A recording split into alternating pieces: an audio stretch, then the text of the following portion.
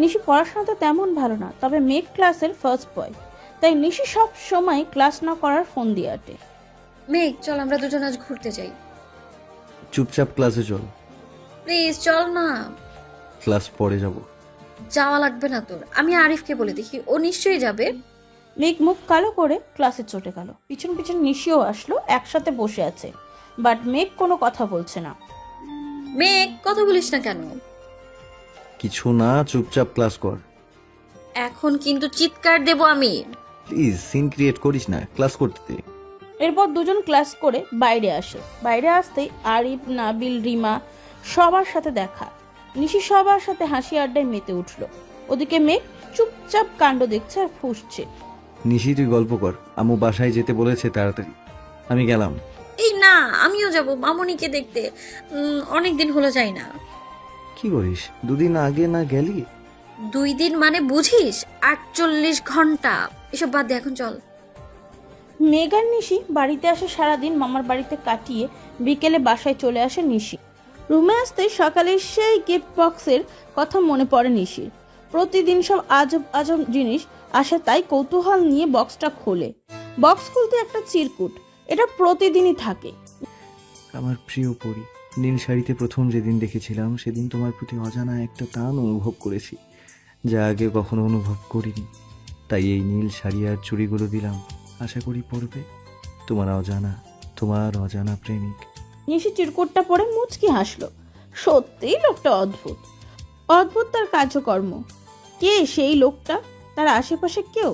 তার আশেপাশে বলতে তো মেঘ। তাহলে কি মেঘ? না, মেঘ এসব করতে পারে না। ও তো ঠিক মতো মেয়েদের সাথে কথাই বলতে পারে না, আর এসব করবে। তাহলে লোকটা কে? আমি আর ভাবতেই পারছি না, তাই শাওয়ার নিয়ে শুয়ে হালকা একটা ঘুম দিলাম। তখন মেঘের কল এলো। কিরে, কি করিস? আমার সাথে তুই তুকারি করবি না, কতদিন বলেছি। আসছে, ওনাকে আমি আপনি করে বলবো? তুই করে যে বসি, এটাই তোর 7 জন্মের ভাগ্য। হয়েছে, এখন কি করিস?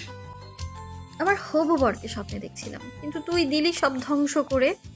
এসব আজেবাজে চিন্তা না করে যদি পড়তে বসতি তাহলে এতদিনে ভালো রেজাল্ট করতি।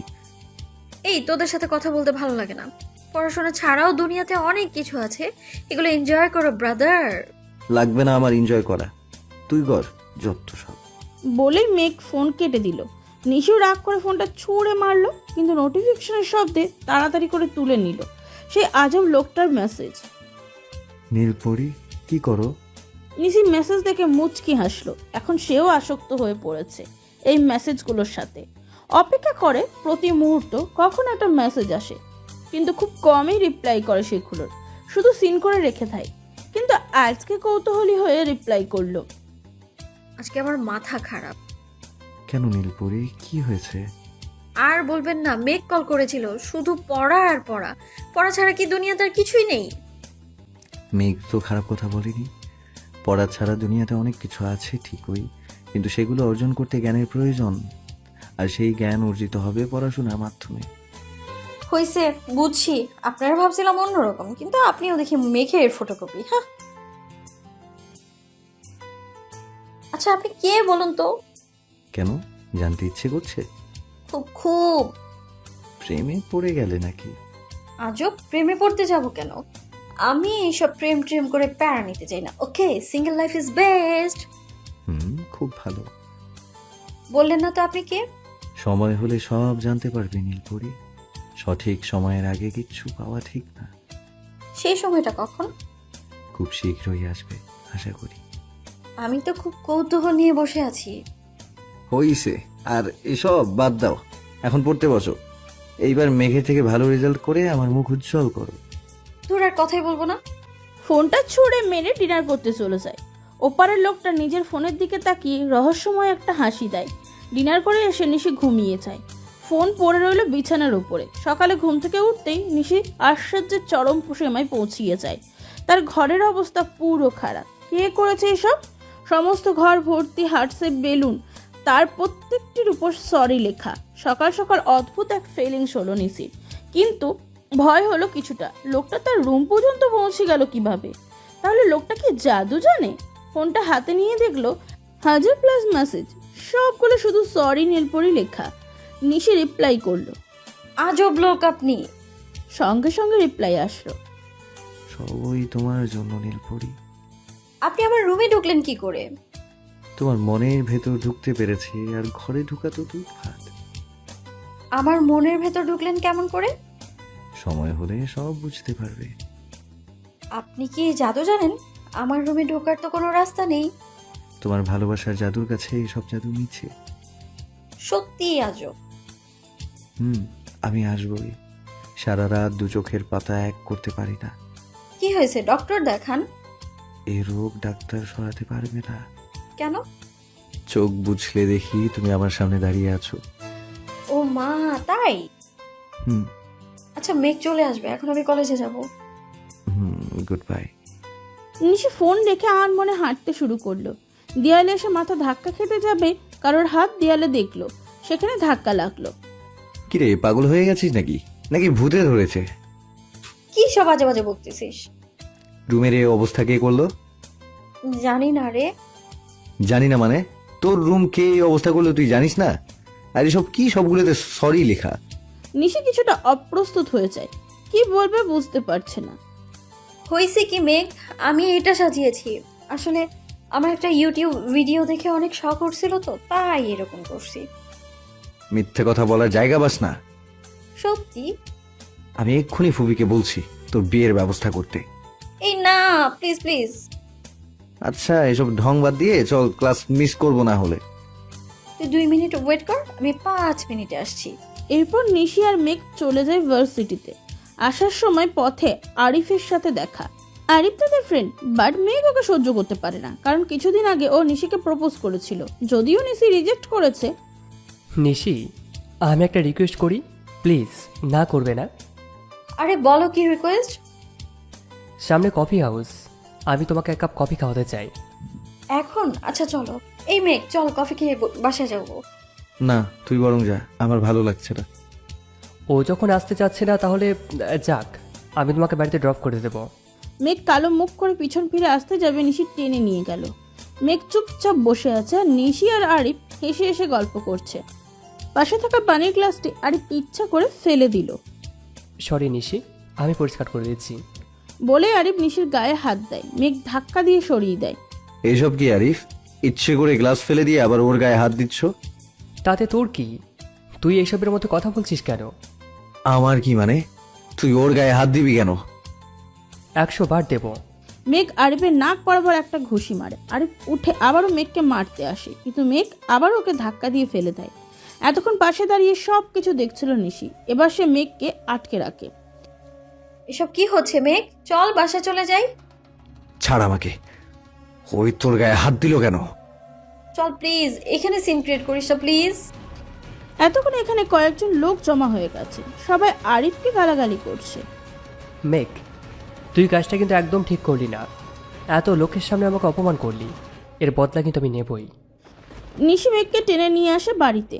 বাসায় আসতে মেঘ চুপচাপ রুমে চলে যায়। নিশিও কিছুক্ষণ মামির সাথে গল্প করে বাসায় চলে যায়। মেঘ রুমে বসে আছে, মাথা ব্যথা করছে প্রচণ্ড। ওদিকে বাসায় পৌঁছিয়ে লাঞ্চ করে রুমে শুয়ে পড়ল নিশি। রুমে আসা মাত্র সেই অজানা লোকটার কথা মনে হতে থাকে নিশির। ফোনটা হাতে নিয়ে অপেক্ষা করতে থাকে। আজ একটাবারও মেসেজ আসলো না লোকটার। অদ্ভুত একটা কৌতূহল মনের মধ্যে কাজ করছে। লোকটার প্রতি আসক্ত হয়ে পড়েছে নিশি। আগ বাড়িয়ে মেসেজ দেবে নাকি দিবে না, এসব ভাবতে ভাবতে ঘুমিয়ে পড়ল। সন্ধ্যায় দিকে ঘুম ভাঙলো তার। হালকা নাস্তা করে পড়তে বসলো।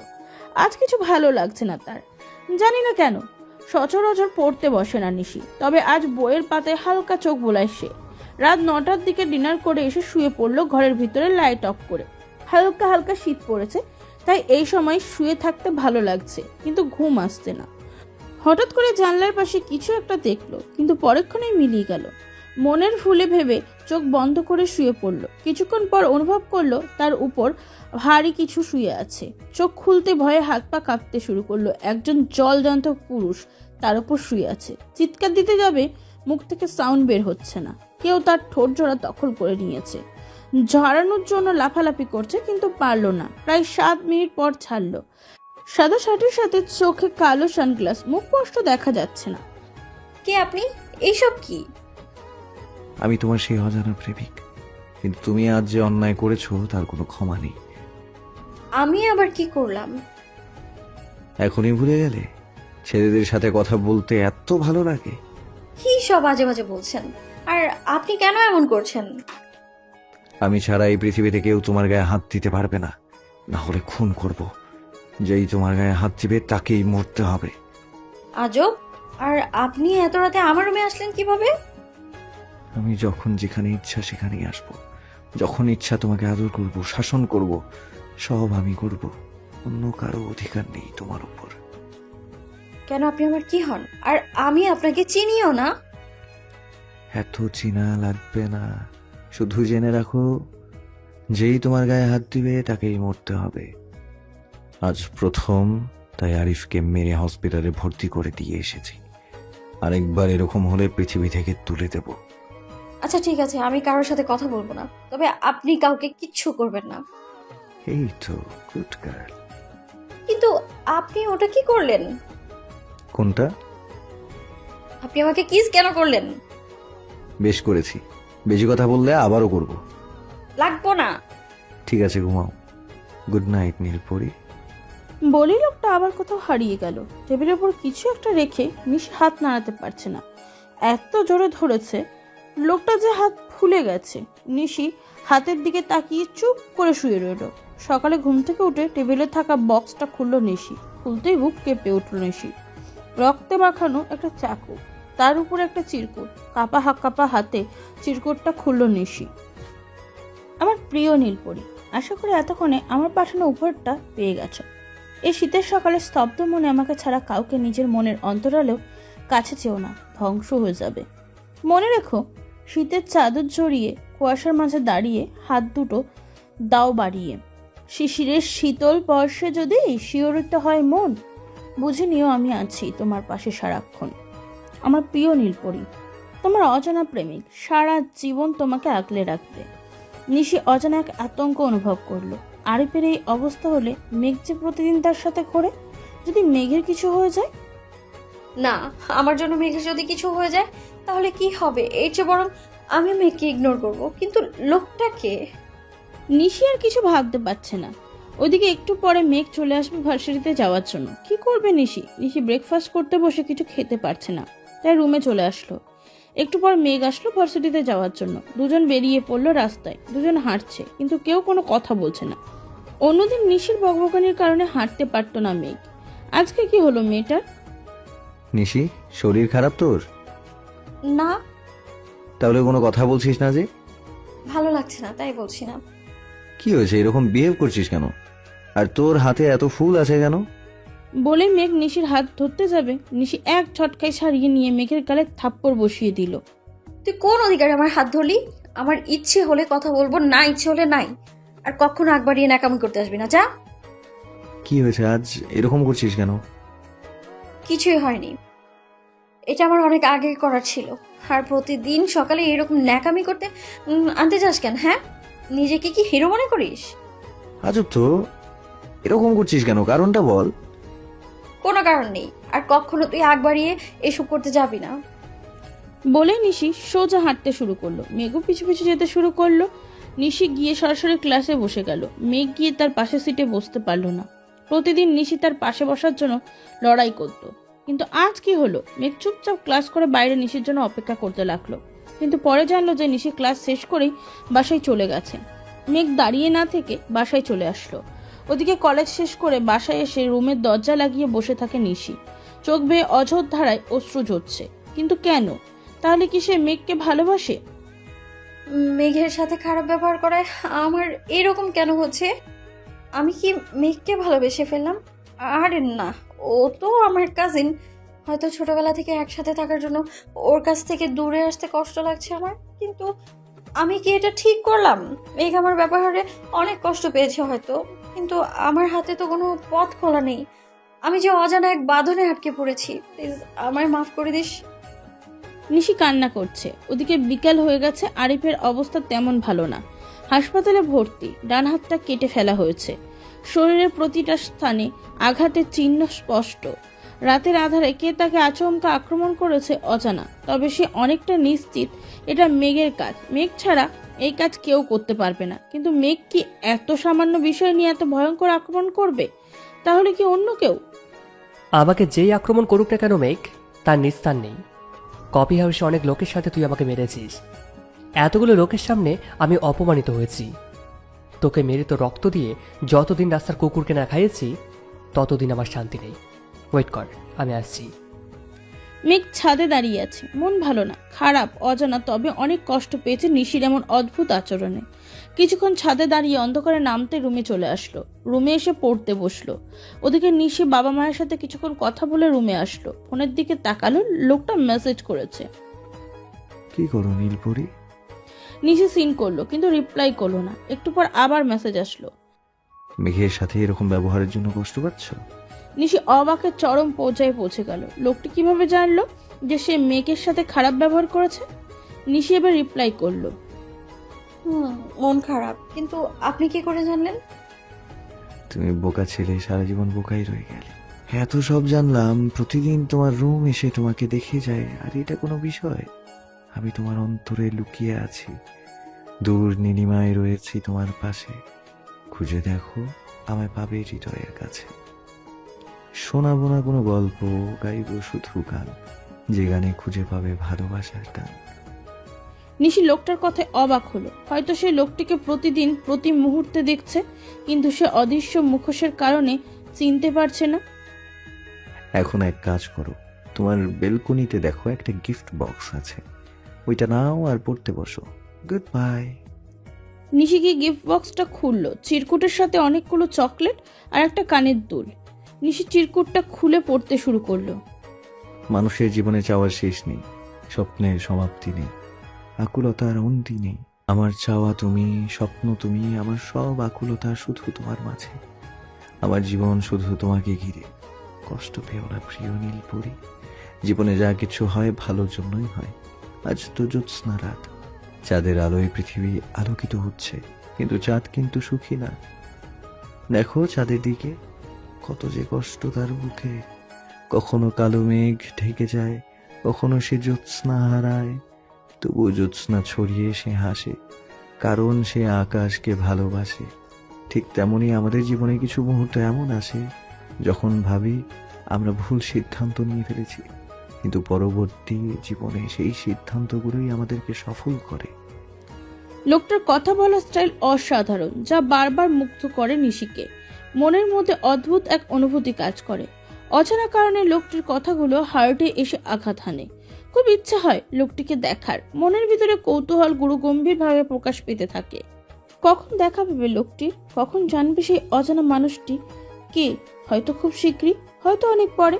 পরের দিন সকালে নিশি ঘুম থেকে উঠে মেঘের জন্য অপেক্ষা করতে থাকে, কিন্তু মেঘ আসছে না। নিশির কিছুটা মন খারাপ হলো। এরপর একা একাই ভার্সিটির উদ্দেশ্যে রওনা হয়। ভার্সিটিতে গিয়ে মেঘকে দেখলো একা একা বসে আছে এক কোণে। হয়তো মন খারাপ। নিশিরও কেন জানি খুব কষ্ট হচ্ছে। ইচ্ছা করছে কাছে গিয়ে জিজ্ঞাসা করতে, কিন্তু তার পা যে অদৃশ্য এক বাঁধনে বাঁধা, যদি ওই লোকটা মেঘের কিছু করে দেয়। এর চেয়ে বরং সে দূরে দূরে থাকবে। নিশি ক্লাসে চলে যায়, কিন্তু ক্লাস করতে ইচ্ছা করছে না, তাই দুটো ক্লাস করে বেরিয়ে আসে। বাসায় এসে লোকটাকে মেসেজ করে। হাই। সঙ্গে সঙ্গে রিপ্লাই আসলো। কিছু না নীলপরি, তুমি কি করো? কিছু না, এমনি শুয়ে আছি। আমার তো বিশ্বাস হচ্ছে না যে তুমি আগ বাড়িয়ে আমাকে মেসেজ দিয়েছো। আসলে আমি একটা কথা বলার জন্য মেসেজ করেছি। বলো কি কথা? আপনি প্লিজ মেঘের কিছু করবেন না। ওর সাথে সেই ছোটবেলা থেকে একসাথে বড় হয়েছি। কাল থেকে আপনার ভয় ওর সাথে কথাও বলছি না। সেও কষ্ট পাচ্ছে, এদিকে আমিও পাচ্ছি।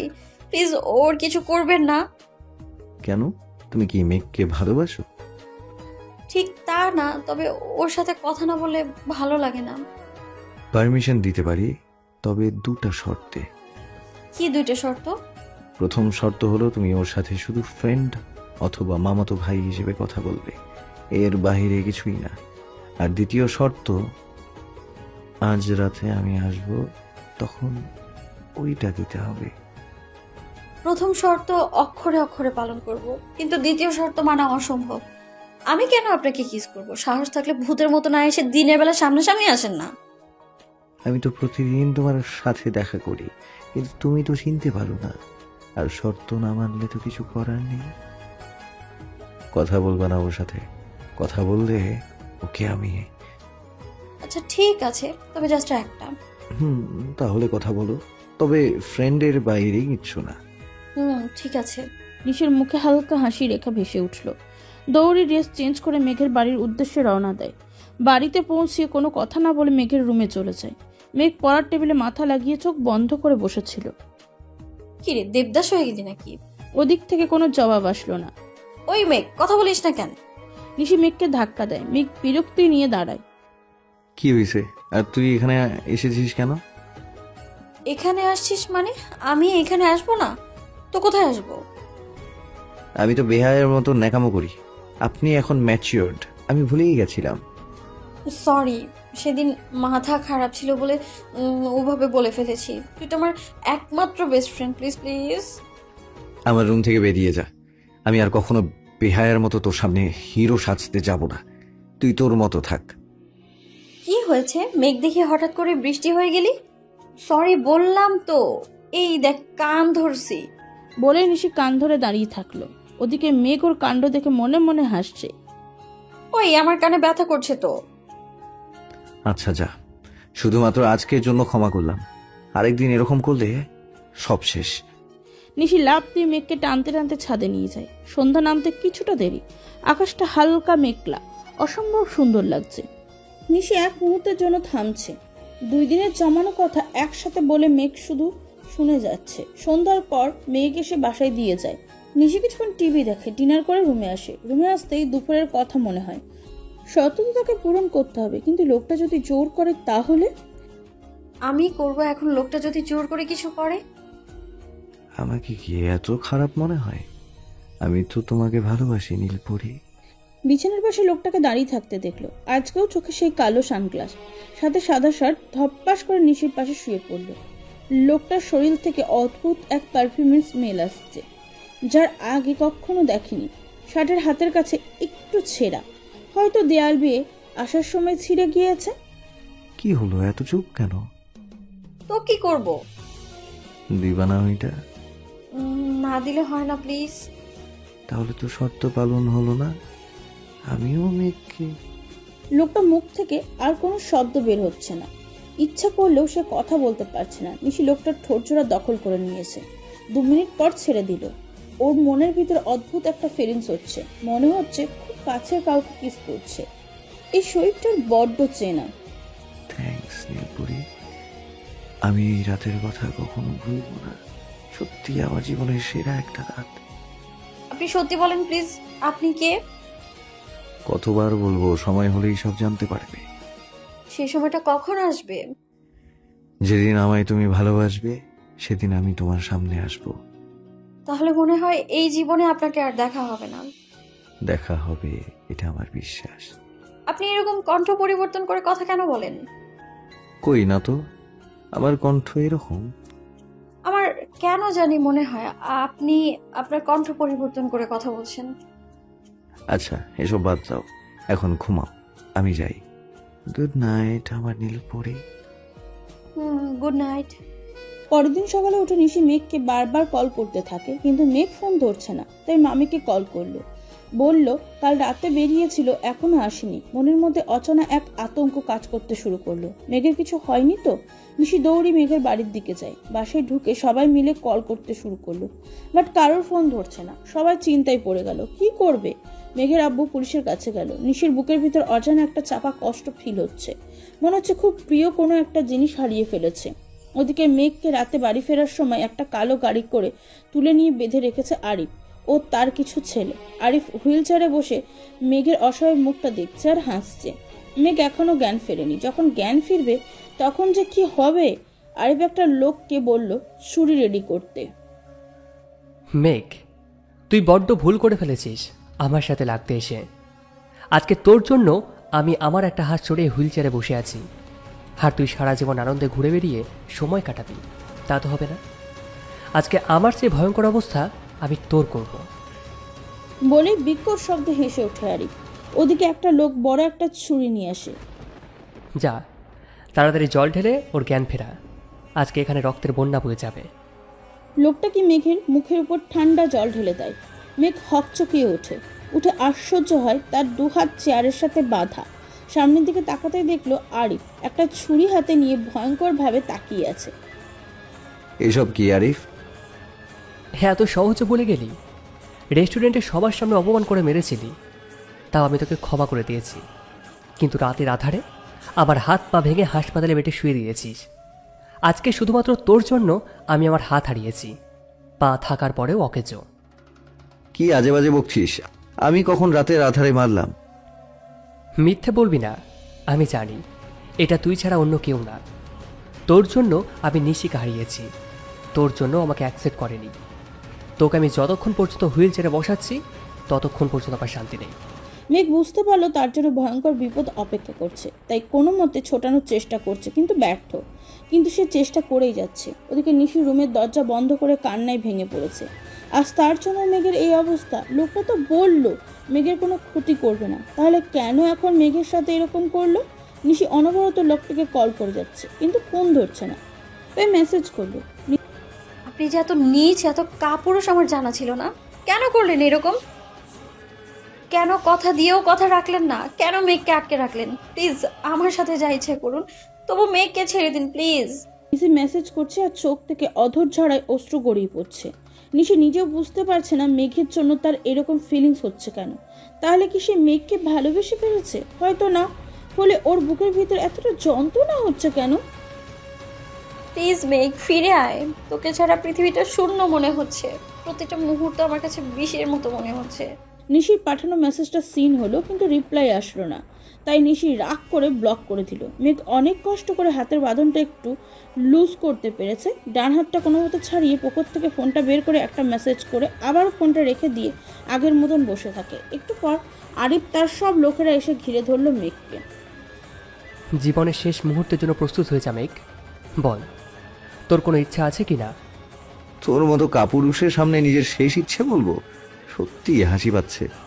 আরিফ রেগে গিয়ে মেঘের পেটে ছুরি দিয়ে আঘাত করে। মেঘ আর্তনাদে পুরো বাড়ি কম্পিত হয়। যে ছেলেকে কখনো তার বাবা মা মারা তো দূর যে থাক, কোনো দিন গায়ে হাত তোলেনি, আজ তার বুকে ছুরিবিদ্ধ। মেঘের পা রক্তে ভরে যাচ্ছে, শরীর অবশ হয়ে যাচ্ছে, পৃথিবীটাকে অন্ধকার মনে হচ্ছে। মেঘ নিজেকে সামলাতে পারছে না। জীবনের শেষ মুহূর্ত কেমন লাগছে মেঘ? সাহস থাকলে আমার হাত দুটো খুলে দে। সবাই শব্দ করে হেসে ওঠে। মেঘ কথা শুনছে। তোরা শুনছিস সবাই? ওনার নাকি হাত খুলে দেব। হাত খুলে দিলে কি করবি রে? হ্যাঁ, ঠিক সেই সময় পিছন থেকে কেউ মাথায় আঘাত করলো। আরেক লুটিয়ে পড়ল মাটিতে। কয়েকজন কালো কাপড় পরিয়ে তার লোক এসে সবাইকে বেধারক পেটাতে শুরু করে। ওদিকে মেঘ আর চোখ মেলতে পারছে না, তাই ধপাস করে মাটিতে পড়ে গেল। লোকগুলো আরিফ আর তার লোকদের মেরে মেঘকে তুলে নিয়ে হাসপাতালে যায়। নিশি চারিদিকে খুঁজতে খুঁজতে পাগল হয়ে যায়। হঠাৎ করেই ফোন আননোন নাম্বার থেকে মেসেজ আসে, আর মেসেজ দেখে কান্না করে দেয় নিশি। মেঘের একটা পিক সাথে হসপিটালের অ্যাড্রেস দেওয়া। দৌড়ে মামা মামিকে কল করে নিশি। এরপর সোজা চলে যায় হাসপাতালে। মেঘের অপারেশন চলছে, সবাই বাইরে দাঁড়িয়ে আছে, সবার চোখে জল। মেঘের বাবা মা একদম ভেঙে পড়েছে, তাদের একমাত্র ছেলে। একটু পর ডাক্তার বেরিয়ে আসলো। শরীর থেকে অতিরিক্ত রক্ত বেরিয়ে গেছে। এখন 1 ঘন্টার মধ্যে বি নেগেটিভ রক্ত লাগবে। ডক্টর, আমি দেব রক্ত। আমার গ্রুপ বি নেগেটিভ। প্লিজ আমায় নিয়ে চলুন। এরপর নিশিকে নিয়ে যাওয়া হলো। পাশের বেডে শুয়ে আছে মেঘ, সারা পেটে ব্যান্ডেজ, চোখগুলো ছোট হয়ে গেছে। দেখিস নিশির বুকটা ফেটে যাচ্ছে। মেঘ প্লিজ সুস্থ হয়ে যা। তোকে ছাড়া এক মুহূর্তও ভালো লাগে না। তুই আমার জীবনে অক্সিজেনের মতো। তুই না থাকলে আমি শ্বাস নিব কি করে? রক্ত দিয়ে নিশি এসে বাইরে বসে এতক্ষণ ফোনের দিকে লক্ষ্য ছিল না। ফোন হাতে নিয়ে লোকটার মেসেজ চেক করতে যাবে, তখনই মনে হলো রাগের মাথায় তখন লোকটাকে ব্লক করেছে। এখন ব্লক খুলবে নাকি খুলবে না, শেষে ব্লক খুলে বসে রইল। একটু পর মেসেজ আসলো। কি করো নীলপুরি? যা চাচ্ছিলেন সেটাই করি। হসপিটালে বসে আছি। তুমি কি ভেবেছো আমি মেঘকে? তা নয় তো কি, ভূতে এসে মেরেছে? ঠিক তখনই একটা পিক আসলো নিশির ফোনে, যা দেখে হাত পা কাঁপতে শুরু করলো। আরিফ সহ আরো কিছু লোক মরে পড়ে আছে, অনেক ভয়ঙ্কর ভাবে মারা হয়েছে তাদের। ও মাই গড, এইসব কি? আরিফকে আমি প্রথমে মেরেছি। ও ভাবছে মেঘ ওকে মেরেছে, সেই জন্য মেঘকে তুলে নিয়ে গিয়ে মেরে ফেলতে চায়। তোমার মেসেজ পেয়ে সঠিক সময়ে আমি আমার বন্ধুদের নিয়ে না পৌঁছালে তো এতক্ষণে দাফন শেষ হয়ে যেত। কি সব বাজে বাজে বলছেন? দাফন হবে মানে? আর আপনাকে অনেক ধন্যবাদ ওরে বাঁচানোর জন্য। তুমি কি ওকে ভালোবাসো? নিশি নির্বাক হয়ে গেছে। এই প্রশ্নে কি জবাব দিবে সে? হাত কাঁপতে শুরু করেছে। সত্যি বলতে নিশি নিজেও জানে না সে মেঘকে ভালোবাসে কিনা। কি হলো, রিপ্লাই দিলে না কেন? নিশি অনেক সাহস নিয়ে মেসেজ করে। আমি জানি না, তবে ওকে এক মুহূর্তের জন্য ভুলে থাকতে পারি না। ও কষ্ট পেলে আমারও কষ্ট হয়। প্রতিটা মুহূর্ত মিস করি ওকে আমি। যদি এটা ভালোবাসা হয় তাহলে আমি ওকে ভালোবাসি, খুব ভালোবাসি। আর যদি এটা আবেগ হয় তাহলে কিছুই করার নেই। ওপাশ থেকে একটা রাগের ইমোজি দেয়। তাহলে আমার কি হবে? আপনার কি হবে মানে? আমি কি আপনাকে কোনোদিনও দেখেছি নাকি কখনো বলেছি ভালোবাসি? তাহলে তো আরেকজন ভিলেন এসে গেল আমাদের লাভ লাইনে। তুমি আমার ছাড়া কারোর হতে পারো না। এইসব কি বলছেন? আচ্ছা, মেঘ যদি এখন তোমার সামনে এসে বলে সে তোমাকে ভালোবাসে, তোমাকে বিয়ে করতে চায়, তাহলে কি হবে? তুমি কি রাজি হবে ওকে বিয়ে করার জন্য? আমি জানি মেয়ে কখনো এরকমটা করবে না। ও কত মেধাবী স্টুডেন্ট, ও আমার থেকে ভালো মেয়ে পাবে।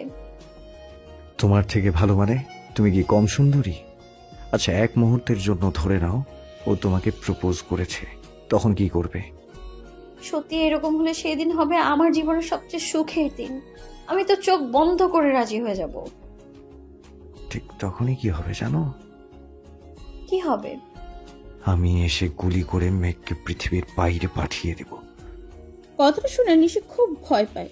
সত্যি যদি লোকটা এরকম কিছু করে? না, এরকম হলে নিশি কি করবে? একটু পর একটা নার্স এসে বলে মেঘের জ্ঞান ফিরেছে। কথাটা শুনে নিজের অজান্তে মুখের কোণে কিছুটা হাসির ঝলক আসে। মামা মামি দেখা করার পর নিশি যায়, মেঘ শুয়ে আছে। মেঘ, কেমন আছিস? আলহামদুলিল্লাহ, অনেক ভালো। তোর এরকম অবস্থা কেন?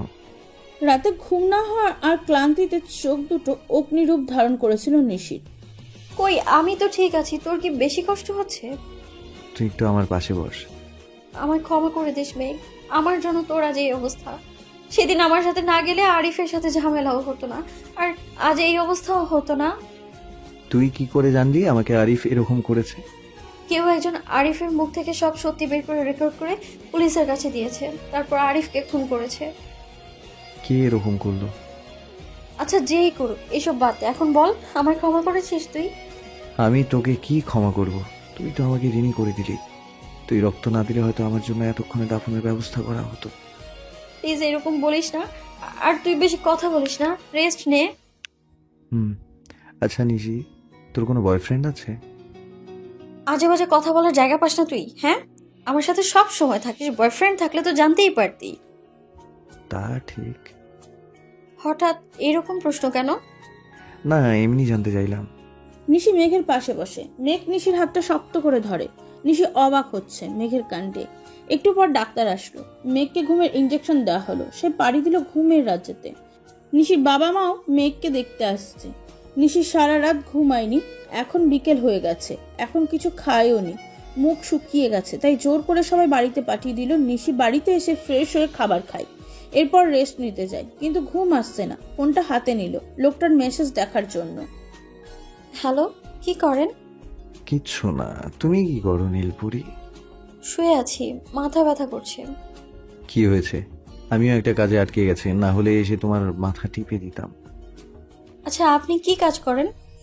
করি, যা করার একটা কাজ তো করি। আমাকে কি বলা যায় না? তোমাকে সামনাসামনি বলবো। তুমি কি আমার সাথে দেখা করতে চাও? হুম, অবশ্যই দেখা করতে চাই, কিন্তু কোথায়? আচ্ছা, আজকে তো রবিবার, সামনের রবিবার তোমার বার্থডে, সেদিন দেখা হবে। কিন্তু কোথায় দেখা করব? তোমাকে কোথাও আসতে হবে না, আমি আসবো তোমার কাছে। অপেক্ষায় রইলাম। এরপর নিশি কিছুক্ষণ বিশ্রাম নিয়ে রান্নাঘরে যায়। মেঘের জন্য স্যুপ আর হালকা কিছু খাবার নিয়ে আবার হাসপাতালে যায়। গিয়ে দেখে মেঘের রুমের মধ্যে বসে গল্প করছে কারোর সাথে। সঠিকভাবে তাকিয়ে দেখলো রিমন ভাই। রিমন ভাই মেঘের খুব ভালো বন্ধু। যদিও মাঝে মাঝে দেখা হতো, তবু নিশির সাথে তেমন কথা বলতো না। তবে মেঘের সাথে খুব মিল। নিশি খাবার নিয়ে রুমে ঢুকলো। মেঘ আর রিমন কেমন করে যেন হাসলো, যেটা নিশির চোখ এড়ালো না। জি খুব ভালো ভাইয়া, আপনি?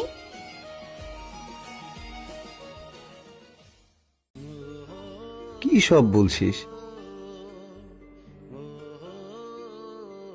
রিমন চলে যাওয়ার সময় আবার মেঘের দিকে তাকিয়ে দুজন রহস্যময় হাসি দিল। এবারও সেটা নিশি লক্ষ্য করলো। নিশি মেঘের সামনে খাবার আনলো। এসব রাগ, এখন খাবো না। খাবো না মানে? আমি এত কষ্ট করে তোর জন্য নিয়ে আসলাম। মেঘ কিছুটা নড়ে উঠতে চাইলো, কিন্তু অতিরিক্ত ব্যথার কারণে পারলো না। মেঘ, তোর কি বেশি কষ্ট হচ্ছে? না, আমি ভালো আছি। মিথ্যে বলার জন্য যদি মৃত্যুদণ্ড হতো, তবে ভালো আছি বলার কারণে অনেকেই ফাঁসিতে ঝুলতো। তাই মিথ্যে না বলে সোজা খাবার খা। বলে মেঘের মুখে খাবার তুলে দিল। মেঘও চুপচাপ খেয়ে যাচ্ছে। মানুষের জীবনে প্রিয় মানুষের উপস্থিতি অকল্পনীয়। প্রিয় মানুষের সঙ্গে মাঝে মাঝে ওষুধের চেয়েও অনেক বেশি কার্যকর হয়। খাওয়া শেষে নিশি মেঘের পাশে বসে ফোনটা বের করে। লোকটার মেসেজ দেখে রিপ্লাই করে। কার সাথে চ্যাট করিস? বয়ফ্রেন্ড আছে বললেই তো হতো। বেশি বুঝবি না, আমি আমার বয়ফ্রেন্ডের সাথে মেসেজ করছিলাম। নিশি ফোনটা রেখে মেঘের পাশে বসে থাকে। সারা রাত দুজন গল্প করে। শেষ রাতে এসে মেঘ ঘুমিয়ে যায়। সকাল সকাল মামা মামি চলে আসে, তাই নিশি বাসায় চলে যায়। বাসায় গিয়ে রেস্ট নেয়। এইভাবে 3 দিন কেটে যায়। আজ মেঘকে বাসায় নিয়ে আসা হবে। মনের মধ্যে অজানা এক আনন্দ কাজ করছে। নিশি মেঘের সব জিনিসপত্র গুছিয়ে মেঘকে ধরে নিয়ে গাড়িতে তুললে মেঘ সোজা হয়ে বসতে পারছিল না, তাই নিশি জড়িয়ে রেখেছিল। মনের মধ্যে অদ্ভুত এক ফিলিংস কাজ করছে। ইচ্ছে করছে এভাবেই সারা জীবন ওরে জড়িয়ে ধরে রাখি। কিরে, কোন জগতে হারিয়ে গেলি? হারাবো কেন, আমি আছি তো। বাসার সামনে গাড়ি এসে থামে। নিশি মেঘকে ধরে নিয়ে রুমে যায়। আচ্ছা মেঘ, তুই চেঞ্জ করে নে, আমি কাপড় বের করে দিচ্ছি। আমি একটু পর আসছি। কাপড় বের করা লাগবে না, আমি পারবো, তুই যা। নিশি কোনো কথা না শুনে কভারটা খুলতেই সে আশ্চর্য হয়ে যায়। অদ্ভুত সেই স্মেলটা আসছিল। নিশি কিছুটা অবাক হয়ে কোথায় থেকে স্মেলটা আসছে খুঁজতে থাকে। পিছনে তাকিয়ে দেখে মেঘ বিছানায় উল্টো হয়ে শুয়ে আছে। নিশির মনের ভিতরে অজানা এক শিহরণ বয়ে যেতে লাগলো। তাহলে কি অচেনা মানুষটি মেঘ? কিন্তু মেঘ কিভাবে নয়? মেঘের পক্ষে তো সম্ভব নয় এই কাজ করা। আর মেঘের অপারেশনের সময় পর্যন্ত লোকটার সাথে চ্যাট হয়েছিল। তাহলে তো মেঘ হওয়ার প্রশ্নই ওঠে না। নিশি কিছু ভাবতে পারছে না, তাই একটি টি শার্ট আর ট্রাউজার নিয়ে মেঘকে দেয়। মেঘকে কি জিজ্ঞেস করবো ওই পারফিউমটা কই পেলো? কিন্তু যদি সন্দেহ করে, কি করব এখন আমি? কিরে, এত ভাবনা কিসের? কিছু না, এমনি। তাহলে এখন আপনি আসতে পারেন, আমি চেঞ্জ করব। আমি থাকলে কি হয়? হেই, কি বলছিস? পাগল হয়ে গেলি নাকি? আজব। হয়েছে, যাচ্ছি, আমি এমনি মজা করছিলাম। নিশি বেরিয়ে যায়। একটু পর হাতে খাবার প্লেট নিয়ে আসে। একটু আগেই তো খেলাম, এখন আবার কেন? একটু আগে খেলে কি হবে, এখন আবার খেতে হবে তো। না খেলে এনার্জি পাবি কই? তোর খাবার তুই খা, আমি খাবো না। খাবি না মানে জোর করে খাওয়াবো। বলে নিশি মেঘের মুখে খাবার ঢুকিয়ে দেয়। মেঘ কিছুটা করুণ চোখে বলে, আজ একটু অসুস্থ বলে তুই আমার সাথে জোর করছিস? এইসব ইমোশনাল কথা শোনায় কোনো লাভ নেই। খাবার তো তোকে খেতেই হবে। নিশি মেঘকে খাইয়ে দিয়ে নিশি অন্য রুমে গিয়ে বিশ্রাম নেয়। ফোন হাতে নিয়ে লোকটাকে মেসেজ করে। কি করেন? কিছু না, বসে আছি। আচ্ছা, আপনি কি সবসময় অনলাইনেই থাকেন? যখনই মেসেজ দিই সাথে সাথে রিপ্লাই? আমি সব সময় ওয়েট করি কখন আবার নীলপুরি মেসেজ দিবে। ও তাই? হুম। আপনাকে দেখার কৌতূহল কিন্তু দিন দিন বেড়েই যাচ্ছে। আর তো মাত্র 7টা দিন। আমি অধীর আগ্রহে অপেক্ষা করছি। যাক, এতদিনে কষ্ট সফল হলো। কিভাবে? তুমি যে আমার জন্য অপেক্ষা করছো, এটাই আমার সার্থকতা। ও তাই? আচ্ছা ভালো থাকেন, আমি ঘুমোবো। পরের দিন সকালে নিশি ড্রয়িং রুমে বসে আছে। একটু পর দেখলো রিমন ভাই আসছে। এসে কোনো কথা না বলে সোজা মেঘের রুমে, হাতে একটা ব্যাগ। অনেকক্ষণ হলো দুজন দরজা বন্ধ করে কি করে। নিশি একবার রুমের সামনে যাচ্ছে আর একবার ড্রয়িং রুমে আসছে। কিছু সময় পর রিমন বেরিয়ে আসলো। জি ভাই, আপনি? এভাবে আরো 4-5 দিন কেটে যায়। নিশি নিজের সর্বোচ্চ চেষ্টা করছে মেঘকে সুস্থ করে তোলার। মেঘও এখন হাঁটতে পারছে। আজ শুক্রবার, মেঘ নামাজের জন্য রেডি হচ্ছে। নিশি আড়াল থেকে শুধু দেখে যাচ্ছে। সাদা পাঞ্জাবি গায়ে দিয়ে রুমে বসে আছে মেঘ। রুমে আসে নিশি। মেঘ তুই যেতে পারবি যদি কষ্ট হয়? না, সমস্যা হবে না। তোকে কিন্তু আজ অনেক কিউট লাগছে। ও তাই? হুম। মেঘ নামাজ শেষ করে আসে, সারাদিন গল্প করে আর সবার সাথে দেখা করে করে কাটায় মেঘ। নিশিও নিজের বাড়ি ফিরে যায়। পরের দিনগুলো একইভাবে কেটে যায় দুজনের। মেঘ এখন অনেকটাই ফিট। রাতে শুয়ে আছে নিশি, অদ্ভুত এক কৌতূহল কাজ করছে। বারবার ঘড়ির দিকে তাকাচ্ছে। লোকটা বলেছিল ঠিক 12টার সময় আসবে। তাকে দেখার অদম্য ইচ্ছা মনের মধ্যে বাসা বেঁধেছে। ঘড়ির কাঁটা এখন 11টা 49, আর মাত্র 1 মিনিট বাকি। নিশি চোখ বন্ধ করে মুহূর্তটা উপভোগ করছে। ঠিক 12টা বাজতেই নিশি দেখে সারা রুমে নীল রঙের লাইট জ্বলে উঠেছে। তার মধ্যে একটা নিশি পিছনে ঘুরে তাকাতেই কারোর সাথে ধাক্কা লাগলো। দেখলো কেউ একজন তার পাশে শুয়ে আছে। নিশি কিছুটা অবাক হলো, পরে মানিয়ে নেয়। তার গা থেকে অদ্ভুত বিমোহিত করা সেই পারফিউমের স্মেল আসছে। আপনি কখন আসলেন? এসেছি অনেক আগে, এসে এসব সাজালাম। কি? আর আমি কিছুই বুঝতে পারলাম না। আজ আমি তোমাকে কিছু কথা বলতে চাই। এবার কণ্ঠটা চেনা চেনা লাগছিল নিশির কাছে। লোকটা এতদিন কণ্ঠ পরিবর্তন করে কথা বলেছে। বলুন, কি বলবেন? নিশি, আমি মাঝরাতে ঘুমাতে পারি না। সব সময় তুই আমার চোখের সামনে দাঁড়িয়ে থাকিস। তোকে অনেক দেখেছি, কিন্তু প্রথম যেদিন তোর ফ্রেন্ডের বিয়েতে নীল শাড়ি পরে গিয়েছিলি, আমি সারা পথ তোর দিকে তাকিয়েছিলাম। মনের আকাশে হাজারো স্বপ্ন বুনছিলাম। এবার নিশি টান দিয়ে মুখের মাস্ক খুলে দেয়। ও মাই গড মেঘ, তুই এতদিন এসব করেছিস? আমি কেন? অন্য কাউকে আশা করছিলি বুঝি? আমি তো হাত বাড়িয়ে দাঁড়িয়ে আছি, তোমার ভালোবাসা নিব। দাও, তুমি কত ভালোবাসা দিবে আমায়। বিনিময়ে একটি হৃদয় তোমাকে দিব, যা কখনো ফিরিয়ে নেব না। নিশি মেঘের উপর উঠে গেল। হেই, কি করছিস? আমি ব্যথা পাচ্ছি তো। নিশি ভুলেই গিয়েছিল মেঘের অসুখের কথা। নিশি একটু নেমে আসে। মেঘ কিছু বলতে যাবে, তার আগেই নিশি মেঘের 2 ঠোঁট দখল করে নেয়। মেঘ চোখ বন্ধ করে পুরো বিষয়টা উপলব্ধি করলো। প্রায় 5 মিনিট পর ছাড়লো। হয়েছে নাকি আরো লাগবে? না, আমি হাঁপিয়ে গেছি। এইটুকুতেই ঘায়েল? তবে পরে কি হবে? আমি তোকে অনেক ভালোবাসি। আমার মনের নীল পরি করে সারা জীবন রাখতে চাই। তুই কি হবি আমার রানী? নিশি মেঘের কপালে আলতো করে ভালোবাসার পরশ এঁকে দিয়ে বলে, তোর প্রতি আমার অদ্ভুত ফিলিংস কাজ করে। আমি এটার মানে বুঝতে পারি না। তবে যতটুকু বুঝেছি, তোকে আমার জীবনে অক্সিজেনের মতো প্রয়োজন। তোর মনের রানী হয়ে সারা জীবন থাকতে চাই। মেঘ অদ্ভুত চাহনি নিয়ে অপেক্ষা করছিল। যখন শুনলো, মুখের কোণে অল্প একটু হাসি এসে জমা হলো। কিন্তু তুই আমায় কিভাবে টেক্সট দিলি? তোর তো অপারেশন ছিল। আর আমার রুমে কিভাবে ঢুকতি? রুমে ঢোকার তো কোনো রাস্তা নেই। ইচ্ছে থাকলে উপায় এমনিতেই হয়। আমি যখন অসুস্থ ছিলাম তখন রিমনকে বলেছিলাম টেক্সট করতে, যাতে তুই আমাকে সন্দেহ না করিস। তোকে একটা বিগ সারপ্রাইজ দিতে পারি। মেঘ পকেট থেকে একটা চাবি বের করে। এটা তোর রুমের একটা ডুপ্লিকেট চাবি, অনেক কষ্ট করে বানিয়েছিলাম। আর পেছনের গেটে এসে দরজা খুলতাম। এসব করার কি দরকার? আমাকে সরাসরি বললেই তো পারতি। সরাসরি বলার সাহস পাইনি। যদি একসেপ্ট না করিস, তাহলে আমাদের ভেতর ফ্রেন্ডশিপটাও নষ্ট হবে। বাহ, অনেক বুঝিস তাহলে। হুম। তাহলে এটা বুঝিস না বার্থডের দিনে উইশ করে গিফট দিতে হয়? ইস, সম্পূর্ণ ভুলে গেছি এসব করতে গিয়ে। তা তো ভুলবি, ফ্রেন্ড ছিলাম, অনেক ভালোই ছিলাম। প্রতি বার্থডেতে কত গিফট দিতি।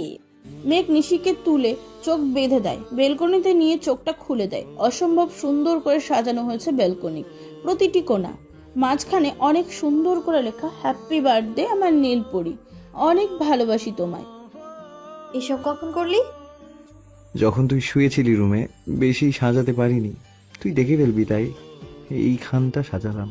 অনেক সুন্দর হয়েছে। অসুস্থ শরীর নিয়ে এসব কেন করতে গেলি তুই? অসুস্থ হলে কি আমি আমার নীলপরি বার্থডে ভুলে যাব? এত ভালোবাসা আমার অজানা ছিল। অজানা ভালোবাসা। এরপর দুজন কেক কেটে একে অপরকে খাইয়ে দেয়। মেঘ পকেট থেকে একটা গোল্ড চেন বের করে নিশির হাতে দেয়। এটা কি? খুলে দেখ।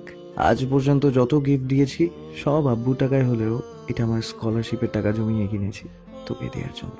নিশি কান্না করে দেয়। মেঘ 2 হাত দিয়ে শক্ত করে জড়িয়ে ধরে। হেই, কান্না করছো কেন? জানি না, এমনি কান্না পাচ্ছে। এখনো তো অনেক গিফট বাকি আছে, সেগুলো নিবি না? না, আমার গিফট লাগবে না, আমার তোকে চাই। পারলে গিফট হয়ে যা না আমার জন্য। আমি তো সব সময়ই তো, এখন এগুলো নিয়ে। নিশি বক্সটা খুলে অনেক সুন্দর একটা চেন, মাঝখানে ছোট্ট করে মেঘ লেখা। পছন্দ হয়েছে? খুব খুব, এটা পরিয়ে দে আমায়। মেঘ চেনটা পরিয়ে দেয়, গালের চুমু এঁকে দিয়েই নিশি কেঁপে ওঠে, এমন শিহরিত স্পর্শে। এরপর মেঘ একে একে অনেকগুলো গিফট বক্স নিয়ে আসে। এসব কি? গিফট? এত সব দিয়ে কি করব? আচ্ছা আগে খুলি, তারপর তো দেখা যাবে কি করা যায়। নিশি একে একে সব গিফটগুলো খুলছিল, তাও আবার মেঘের কোলে বসে। মেঘ এক দৃষ্টিতে শুধু তাকিয়েছিল। পরের দিন বাসায় একটা ছোট্ট পার্টি আয়োজন করা হয়। মেঘ নিজের বার্থডেতে নিশির কাছ থেকে পাওয়া নীল পাঞ্জাবিটি পরে আসলো। সারা বাড়ি অসম্ভব সুন্দর করে সাজানো হয়েছে।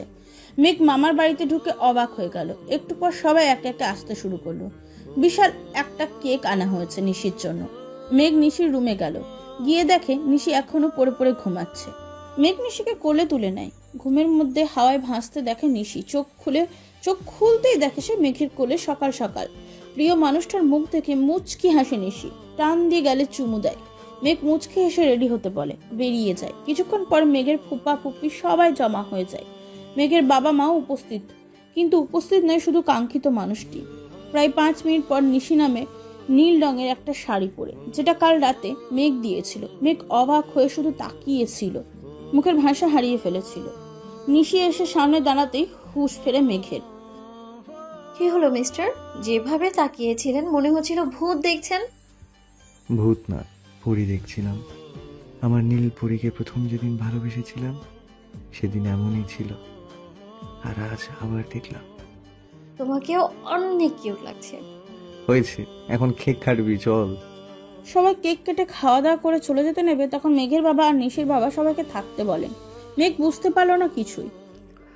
আজ শুধু আমাদের নিশি মামনির জন্মদিন নয়, আজ আর একটা বিশেষ দিন। আজকের দিনে আপনাদেরকে একটা সুখবর দিতে চাই। আগামী শুক্রবার নিশি আর মেঘের বিয়ের ব্যবস্থা করেছি আমরা। সবাই উপস্থিত থাকবেন আর ওদের জন্য দয়া করবেন। মেঘ কথাটা শুনে হাসবে না কাঁদবে খুঁজে পাচ্ছিল না। একরকম আকাশ থেকে পড়েছিল সে। আশ্চর্য ভরা দৃষ্টি নিয়ে নিশির দিকে তাকায়। নিশি সবার সামনে দৌড়ে এসে মেঘকে জড়িয়ে ধরে। সবাই একসঙ্গে হাততালি দেয়। এসব কি? সারপ্রাইজ কি শুধু তুমিই দিতে পারো? আমিও তোমাকে দিতে পারি, তাই না? আমার জীবনের সেরা সারপ্রাইজটা দিলে আজকে। আমি ওকে আরো শক্ত করে জড়িয়ে ধরলাম। এই কি করছিস? ছাড়, আব্বু আম্মু আসছে তো। ছাড়বো না। ওরা আছে তো কি হয়েছে, আমি আমার জামাইকে ধরে রাখছি, তাতে কার কি? বিয়ের আগেই জামাই? যদি বিয়ে না হয়? খবরদার বলছি, আমাকে রাখাবো না। আচ্ছা রাগ করা লাগবে না। বলে মেঘ শক্ত করে জড়িয়ে নেয় নিশিকে। মেঘও পরম আবেশে জড়িয়ে ধরে তার নীলপরীকে।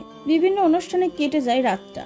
পরের দিন থেকে বিয়ের তোড়জোড় শুরু হয়। দেখতে দেখতে গায়ে হলুদের দিন চলে এলো। নিশির বাড়ি আর মেঘের বাড়ি সাজানো হয়েছে।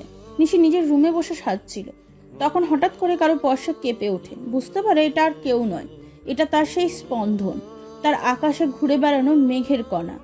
কি করো জান? দেখো না কি করি। সত্যি তোমাকে আজ অনেক বেশি কিউট লাগছে। ও মা, তাই? আমার জামাইকেও তো খুব সুন্দর লাগছে হলুদ পাঞ্জাবিতে। মেঘ নিশির গলা জড়িয়ে গভীর এক চুমু এঁকে দেয়।